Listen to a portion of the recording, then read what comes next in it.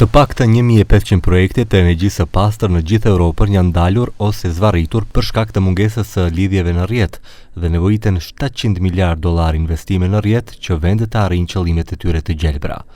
MEPSO përballet me të njëjtat sfida.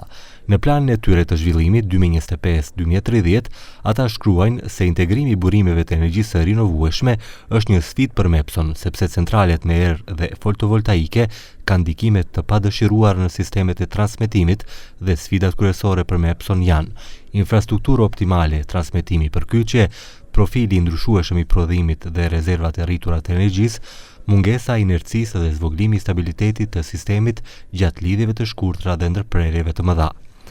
Investime janë të nevojshme edhe në Maqedoni, sepse rrjeti është 40 vjeç. Dhe fundjava e kaluar, kur pothuajse i gjithë vendi mbeti pa energji elektrike, ishte vetëm konfirmim i kësaj. Raporti mbi shkaqjet e sakta nuk ka arritur endet e Komisionit Rregullator, por është e qartë se ka pasur shumë energji elektrike, ndërsa pak konsumator.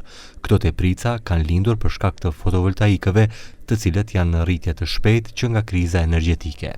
MEPSO во наредниот период ќе распише тендер за поставување на една поголема таква кондензаторска батерија во Неготино. Така да и тој проблем ќе биде надминат во наредниот период. Problemi u ndje për herë të parë në Spanjë dhe Portugali, kur miliona banor mbetën pa energji elektrike për disa orë.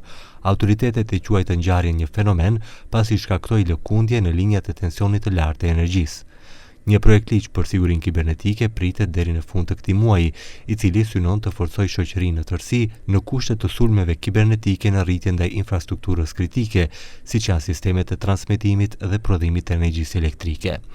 Ministra e Energjetikës Sanja Bozhinovska kujtoi se MEPSO ishte caki një sulmi serioz kibernetik vitin e kaluar dhe theksoi se mbrojtja e rrjetit energjetik është çështje me interes kombëtar.